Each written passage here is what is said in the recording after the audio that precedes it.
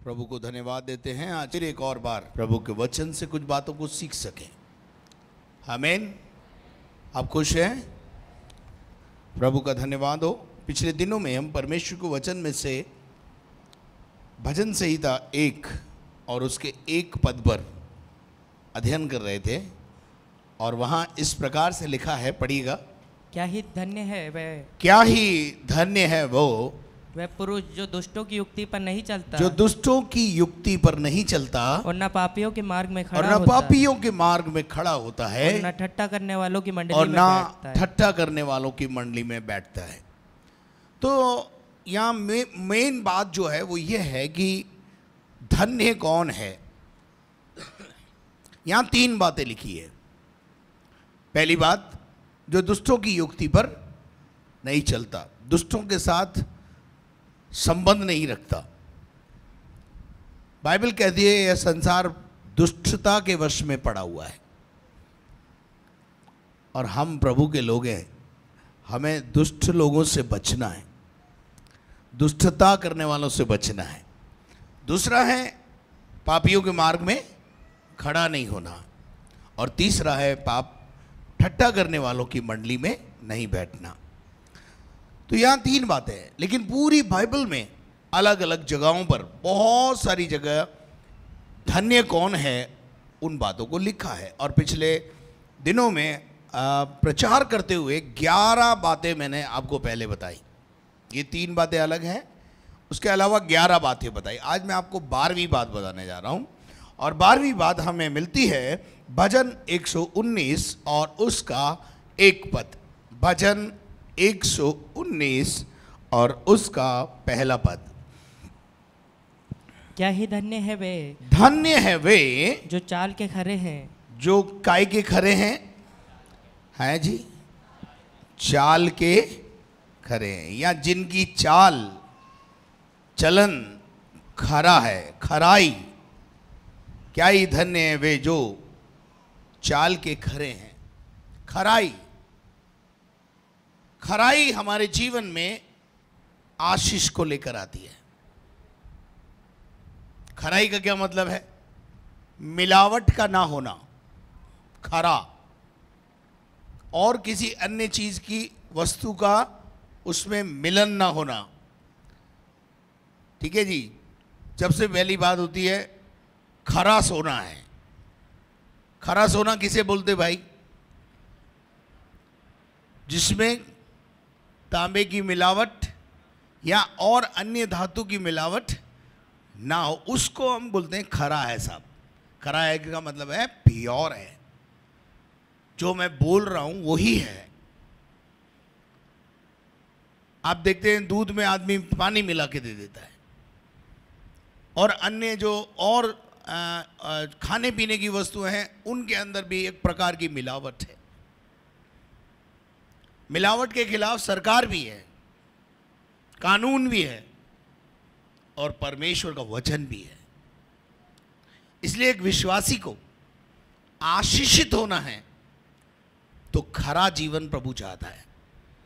धन्य है वो जो खरा है, जिसकी बात हां की हां और ना की ना है। मिलावटी जीवन नहीं है, समझौते का जीवन नहीं है। यूं अगर मैं समझाऊं तो आपको ज्यादा अच्छा तरह से समझ में आएगा। There is no compromise with the world. संसार के साथ कोई समझौता नहीं। वही पुरुष खरा है, और वो खरा है तो धन्य भी होगा। धन्य का मतलब होता है आशीषित होना। अगर धन्य शब्द को इंग्लिश में जाके देखेंगे तो वहां लिखा है ब्लेसेड, और ब्लेसेड का मतलब वो है आशीषित होना। आशीषित है वो व्यक्ति जो खराई से जीवन जीता है, जो खराई से चलता है, खरा चाल चलन रखता है। मेरे प्रिय लोगों, खराई मनुष्य के जीवन में बहुत ज़रूरी है। समझौता नहीं करना। आध्यात्मिक जीवन में बहुत दफ़ा हम समझौता कर लेते हैं, हमारा जीवन खरा नहीं होता, मिलावट आ जाती है, वचन में मिलावट कर लेते हैं, और फिर हम अपना जीवन को क्या करते हैं? चलाना चाहते हैं। मेरे प्रिय लोगों, परमेश्वर का वचन इस बात की इजाज़त नहीं देता। खरे व्यक्ति को, ध्यान से सुनिएगा, खरे व्यक्ति को परमेश्वर बचाता है। ठीक है, खरे व्यक्ति की रक्षा परमेश्वर करता है। इसका सबसे अच्छा उदाहरण बाइबल में उत्पत्ति के 6 अध्याय में हम जब जाते हैं तो वहां हम देखते हैं कि पाप बहुत बढ़ गया है। पाप बहुत बढ़ गया है। और जब परमेश्वर ने दृष्टि की धरती पर तो ये देखा कि पाप और बुराई बढ़ गई है। लेकिन उसी जगह पर जहां पाप बढ़ रहा था, जहां बुराइयां बढ़ रही थी, उसी जगह पर आपके परिवार के समान एक परिवार था जो खराई से चलता था। उत्पत्ति का 6 अध्याय और उसके 9 पद को पढ़े। नूह की वंशावली यह है। नूह की वंशावली यह है। नूह धर्मी पुरुष। नूह कैसा पुरुष था? आपके समान धर्मी पुरुष था, आत्मिक व्यक्ति था, वचन के अनुसार अपने जीवन को चलाने वाला व्यक्ति था। फिर क्या हुआ? और अपने समय के लोगों में और खरा था। अपने जमाने के लोगों में चारों तरफ बुराई है। अगर आप ऊपर पढ़ेंगे तो वहां परमेश्वर के सामने धरती को नष्ट करने का सवाल है। और नष्ट कब करने का सवाल है? जब धरती पर पाप और बुराई इतनी बढ़ गई है। उस बुराई के बीच में खराई। Are you with me? उस बुराई के बीच में खराई। मेरे अजीजों, कमल का फूल हमेशा कीचड़ में ही मिलता है। कमल तक पहुंचना है तो कीचड़ को हटाना होगा। गुलाब का फूल हमेशा कांटों के बीच में होता है। गुलाब का फूल तोड़ना है तो कांटों को सहन करना होगा। कहने का मतलब आप ये नहीं कह सकते कि जी जमाना ही ऐसा है। आप कई लोग ऐसा बोल देते हैं, विश्वासी भी ऐसा बोल देते हैं, क्या करें साहब, वातावरण ही ऐसा है, हमारा तो परिवार ही ऐसा है और सब तरफ पाप ही पाप है और हम इस पाप भरे जीवन में खराई से नहीं चल सकते। खराई से चलेंगे तो धंधा ही नहीं होगा। कई बार हम ऐसा भी सोचते। एक दिन यीशु मसीह के पास रोमी सल्तनत के सिपाही आए और रोमी सल्तनत के सिपाहियों ने यीशु से पूछा, चुंगी लेने वाले आए, उनने पूछा, हमारे लिए तेरा क्या आदेश है? हमारे लिए तेरा क्या आदेश है? यीशु ने उनको बहुत अच्छी बात बोली। बोला, जो ठहराया गया है, जो ठहराया गया है उससे अधिक मत लेना। आज किसी कंपनी से एक पैकेज निकलता है, उसमें दुकानदार का कमीशन शामिल होता है। दुकानदार का कमीशन शामिल होता है, लेकिन दुकानदार फिर भी चिप्पी हटाकर दूसरी चिप्पी लगाता है। क्या है भाई ये?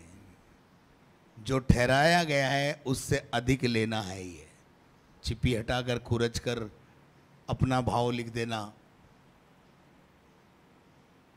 रिश्वत ले लेना, पद की गरिमा को खराब करना। हम अपने जीवन की खराई खोते हैं, इसलिए हम अपनी आशीष भी खोते हैं। खरे रहो, आशीष मिलती रहेगी। खराई बुराई के बीच में भी खड़ी रहती है, ध्यान रखना। क्या धन्य है वो व्यक्ति जो खरा है। उसके बाद अगर अपन देखें उत्पत्ति 6 अध्याय के 9 पद में नूह के बारे में भी ये लिखा है कि वो अपने जमाने का खरा व्यक्ति था। पढ़िए ब्रदर इस आयत को दोबारा। नूह धर्मी पुरुष। नूह धर्मी पुरुष था और अपने समय के लोगों अपने में जमाने के लोगों के बीच में खरा था। खरा था और नूह परमेश्वर ही के साथ साथ चलता ही रहा। Walk with God. परमेश्वर ही के साथ चलना। एक होता है परमेश्वर के साथ चलना, एक होता है परमेश्वर ही के साथ चलना। ही में दम है। Walk only with God. I walk only with God, never else. कुछ किसी के साथ मैं समझौता नहीं करता। अगर आप ऐसा भी कहें तो कोई अतिशयोक्ति नहीं होगी कि मैं खुदा के कलाम के अनुसार जीवन जीता हूं। जब आप खुदा के कलाम के अनुसार जीवन जीना शुरू करेंगे, खराई खुद ब खुद आपके जीवन में आना चालू हो जाएगी, क्योंकि खुदा का कलाम हमें हर प्रकार की बुराई से बचाता है। Praise the Lord. बुराई भले ही चारों ओर है, पर उसका रंग आप पर नहीं आएगा। और जो व्यक्ति खराई से चलता है, नूह की कहानी अगर आपने नहीं पढ़ी है तो घर जाके पढ़ लेना। बाइबल बताती है परमेश्वर ने नूह को दर्शन दिया, भेद की बात बताई और बोला, देख कुछ समय के बाद मैं धरती को नष्ट कर दूंगा, पानी बरसेगा, चारों तरफ पानी पानी होगा, बाढ़ का सा दृश्य होगा, तू उससे बचने के लिए किश्ती बना ले। किश्ती इतनी लंबी बनाना, इतनी चौड़ी बनाना, इतनी खिड़की रखना, इतना दरवाजा रखना और कौन सी लकड़ी काम में लेना, वो सब परमेश्वर ने उसे बता दिया। और नूह उस दर्शन को पाकर अपनी किश्ती बनाने में लग गया। केवल नूह ही नहीं, पर नूह का पूरा परिवार उस दर्शन में जुट गया। हालेलुया। और उसके बाद जो हुआ वो आप सब जानते हैं। खरे व्यक्ति पर किसी भी वस्तु की असर नहीं होता। Praise the Lord. पानी बरसना शुरू हुआ, 120 साल लगे किश्ती बनाने में। पानी बरसना शुरू हुआ, बाढ़ का सा दृश्य हो गया। जैसे जैसे पानी बढ़ता गया, नूह की किश्ती ऊपर उठती चली गई और उस बाढ़ का नूह और नूह के परिवार पर कोई भी असर नहीं हुआ। आपको पता होना चाहिए, मैं कुल मिला के ये बात बताना चाहता हूं कि खरे व्यक्ति को परमेश्वर बचाता है। इसलिए ईमानदारी और खराई के साथ अपने जीवन को चलाएं। मत समझौता करें, मत बोलें कि साहब इस युग में हम पढ़े हैं, इस युग में तो ऐसा ही होता है। और खराई और ईमानदारी से जब चलते हैं तो परमेश्वर आशीष देता है। हालेलुया। आपको पता है परमेश्वर ने नूह को क्या आशीष दी? जब सब बाढ़ खत्म हो गई, बाढ़ का सीन खत्म हो गया, नूह किश्ती में से उतरा, तो उत्पत्ति के 9वें अध्याय में परमेश्वर के साथ उसका एनकाउंटर हुआ। आपका भी एनकाउंटर खुदा के साथ होगा। आपसे भी खुदा उतरेगा और आपसे बातें करेगा। खरे व्यक्ति तो ढूंढ रहा है, वो खरे व्यक्ति तो ढूंढ रहा है, वो मिलते ही नहीं संसार में। सब मिक्स वाले मिल रहे हैं। प्रभु भी चाहिए और संसार भी चाहिए। धन्य हैं आप कि आप सुबह सुबह उठकर प्रभु के भवन में आ गए। हालेलुया। क्या लिखा है ब्रदर, जरा पढ़िए 9वां का पहला पद, उत्पत्ति 9 का पहला पद सुनिए। खरे व्यक्ति के लिए आशीष। फिर परमेश्वर ने नूह और उसके पुत्रों को आशीष दी। नूह और उसके पुत्रों को। आप चाहते हैं खुदा आपके बच्चों को आशीष दे? लिसन केयरफुली, लिसन केयरफुली, इधर देखिए। क्या आप चाहते हैं खुदा आपको और आपके बच्चों को आशीष दे? खराई पे आ जाइए। समझौता करना बंद कर दीजिए। समझौता एक्सप्रेस मत चलाइए। खराई, ईमानदारी, सच्चाई, इसको अपने जीवन का गहना बना लीजिए। खुदा खुद उतर कर आएगा और आपको और आपके बच्चों को आशीष देगा। दिया ना? उत्पत्ति 9वें अध्याय में परमेश्वर ने नूह और उसके पुत्रों को क्या दी? आशीष दी। क्या आशीष दी? पढ़िए। और उनसे कहा फूलो फलो। आप क्या चाहते हैं आपके बच्चे सुखड़ जाएं? हाजी, सिमट जाएं? नहीं चाहते ना आप? तो प्रभु भी ऐसा चाहता है कि आप फलो फूलो और पृथ्वी पर साम्राज्य करो। Praise the Lord. ये खरे व्यक्ति के लिए है भाई। ये आशीष किसके लिए है? पड़ोसी को बोलो ऐसा ही खराई का जीवन जीना है। एक और उदाहरण बाइबल में से दूंगा। अय्यूब की किताब 1 अध्याय 1 पद। अय्यूब 1:1। उज देश में अय्यूब नाम का एक व्यक्ति रहता था। वह खरा था और सीधा था। कैसा था? नंबर 1 क्या था? खरा था। खरे का क्या मतलब है भैया? समझौता नहीं करता था। किससे? संसार से। संसार की कोई भी रंग उस पर चढ़ता नहीं था। इसका मतलब यह है, इसका मतलब यह नहीं था वो शादीशुदा नहीं था, और वो शादीशुदा भी था, पत्नी भी थी, पारिवारिक जीवन जी रहा था और उसके बच्चे भी थे। उसके बाद भी खुदा उसे सर्टिफिकेट दे रहा है कि ये खरा व्यक्ति है। आपके लिए भी उत्तर आना चाहिए ऊपर से, ये मेरी बेटी है, ये मेरा बेटा है जो खराई और ईमानदारी से जीवन जीता है। Are you with me? क्या आप मेरे साथ हैं? हालेलुया। खराई और ईमानदारी का प्रतिफल बहुत अच्छा होता है। और अय्यूब की कहानी आप सब जानते हैं। अय्यूब की घटना मुझे आपको बताने की जरूरत नहीं है। उस परीक्षा में से होकर जब वो गुजरा, उसने अपना विश्वास नहीं खोया। जो खरे होते हैं वो कभी भी अपना विश्वास नहीं खोते हैं। आमीन। एक और उदाहरण मैं आपके सामने बाइबल में से रखना चाहता हूं, और वो है दूसरा राजा और उसका 20 अध्याय 1 पद से 3 पद तक। यहां पर भी मैं आपको बताना चाहता हूं खराई का प्रतिफल अच्छा होता है। उन दिनों में हिजकिय्याह ऐसा रोगी हुआ, हिजकिय्याह बादशाह बीमार हो गया। आप ऐसा मत समझिए कि खरा आदमी बीमार नहीं होगा। अय्यूब के ऊपर ताड़ना नहीं आई क्या? आई। नूह के दिनों में नूह पर के ऊपर भी नूह जो है तमाशा बन गया। ये सब कुछ आपके साथ हो सकता है, पर आप अपनी खराई और ईमानदारी मत छोड़िए।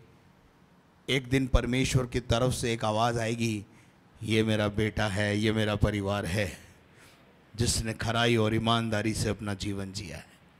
आमीन। आपको दुनिया की आवाज चाहिए या प्रभु की आवाज चाहिए?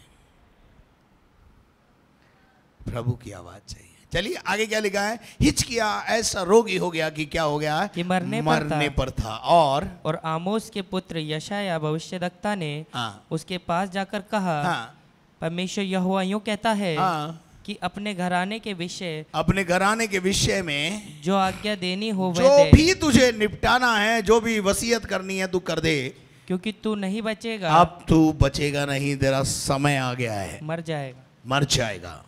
आगे। तब उसने दीवार की ओर मुंह फेर परमेश्वर यहोवा से प्रार्थना करके कहा। देखिए वो कहां टर्न हुआ? जब मुसीबत आए तो खुदा की तरफ मुंह करना है। जब मौत सामने खड़ी हो, जब बीमारी खड़ी हो सामने, तो संसार को पीठ दिखाना है। और हिजकिय्याह ने यही किया। हिजकिय्याह को पता था कि अब बचा कोई सकता है तो वो है परमेश्वर। हालेलुया। क्यों? अय्यूब हिजकिय्याह के पास एक हियाव था। पढ़ी आगे लिखा है, हे परमेश्वर यहोवा, मैं विनती करता हूं, स्मरण कर कि याद कर तू मेरे जीवन को जो मैंने तेरे लिए जिया उसको याद कर। क्या याद कर? पढ़िए। मैं सच्चाई और खरे मन से। कैसे? सच्चाई से चला। हिजकिय्याह क्या बोल रहा है? मैं आपसे पूछना चाहता हूं, क्या आप अपने सीने पर हाथ रखकर खुदा के सामने खड़े हो? मेरे सामने खड़े होकर तो आप बोल सकते हैं, पर आप खुदा के सामने खड़े होकर के बोल सकते हैं कि मैं खरा व्यक्ति हूं, मैं कोई समझौता नहीं करता, मैं वचन के अनुसार जीवन जीता हूं, मैं अपनी पूरी जिम्मेदारियों को अपने परिवार के प्रति, अपने देश के प्रति, अपनी कलीसिया के प्रति निभाता हूं? क्या यह हियाव आपके अंदर है? मेरे सामने बोलने की नहीं है। मेरे सामने तो आप बोल सकते हैं, पर खुदा के सामने बोलना मुश्किल है। लेकिन ये कहां बोल रहा है? In front of the God. आए खुदा, मैं खराई और सच्चाई और ईमानदारी के साथ तुझे अपना प्रभु मानकर, तुझे अपने सामने रखकर चलता रहा। ये स्टैंडर्ड आपका होना चाहिए, ये आत्मिक स्तर आपका हो जाना चाहिए। मेरे अजीजों, कई बार मेरे जीवन में मैंने प्रभु के सामने जाकर ये प्रार्थना की कि प्रभु, मेरी सेवाओं का कोई अंश तुझे अच्छा लगा हो, उसके बदले में ये आशीष दे दे। मैं जीना चाहता हूँ, मैं सेवा करना चाहता हूँ। मेरे अजीजों, आसान नहीं है खुदा के सामने खड़ा होकर ये शब्द बोलना। खुदा 2 मिनट में सीधा कर देता है इसको, लेकिन खुदा भी जानता था सच बोल रहा है ये, इसलिए इसकी प्रार्थना का उत्तर काई में आया, ना में आया, हाँ में आया।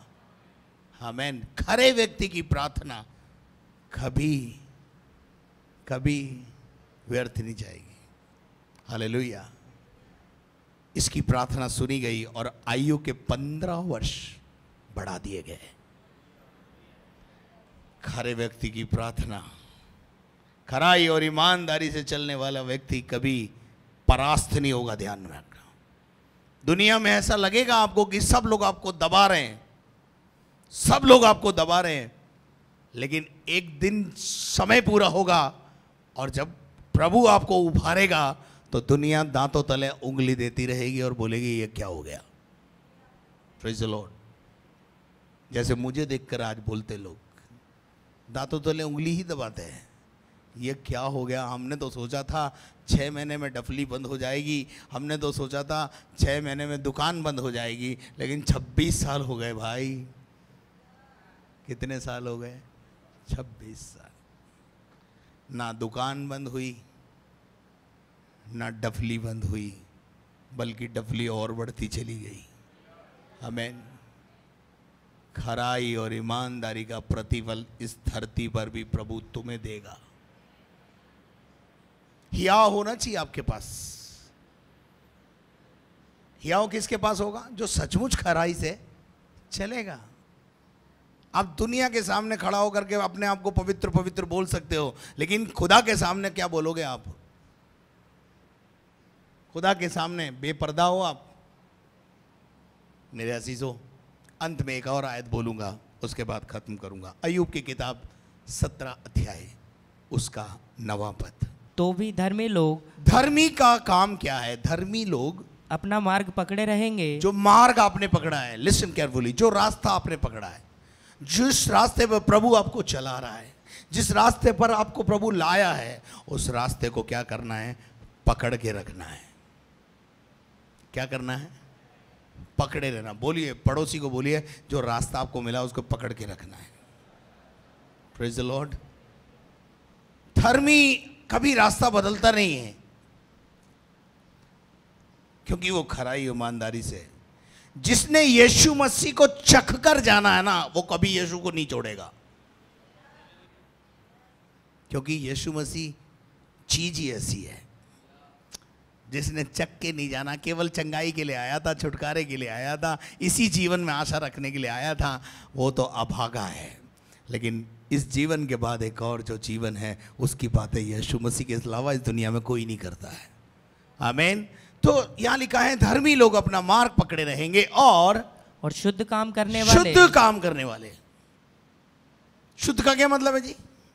वही पवित्र, वही खरा, खरे काम करना है। आपके कामों को देखकर लोग आपकी भलाई और आपके कामों को देखकर लोग आपकी बड़ाई करें। हालेलुया। आपके भले कामों को देखकर, आपकी बोली को देखकर, आपके व्यवहार को देखकर लोग आपकी प्रशंसा करें और आपके द्वारा परमेश्वर की प्रशंसा हो, सारी महिमा प्रभु को मिले। मेरे अजीजों, जो शुद्ध काम करते हैं, शुद्ध का मतलब प्योर, प्योर, खरे खरे खरे खरे, जो खरे काम करते हैं, जो खराई और ईमानदारी से चलते हैं, वो क्या लिखा है आगे? सामर्थ पर सामर्थ पाते जाएंगे। सामर्थ पाते, ऐसा नहीं लिखा है। सामर्थ है जी, सामर्थ पर सामर्थ पाते हैं। बुढ़ापे में भी उकाब की नहीं उड़ते हैं। हालेलुया। किससे शक्ति मिलती है? कुछ लोग मुझे बोलते हैं, आपको इतनी शक्ति कहाँ से, एनर्जी, इतनी एनर्जी कहाँ से आती है आपके अंदर? ये शुद्ध काम करने के बदले में, खरे काम करने के बदले में एनर्जी मिलती है किसकी साइड से? हालेलुया। 5 घंटे या 6 घंटे सोते हैं, 18 घंटे काम करते हैं, शक्ति कहाँ से मिलती है? क्यों मिलती है? किसको मिलती है? बोलो, खरे व्यक्ति को मिलती है। जो खरा है वो सामर्थ नहीं पाता है, सामर्थ पर सामर्थ पाता है। आमीन। आइए अपने स्थानों पर खड़े हो और प्रभु से कहें, प्रभु मुझे खराई, ईमानदारी और सच्चाई का जीवन जीना है। Close your eyes.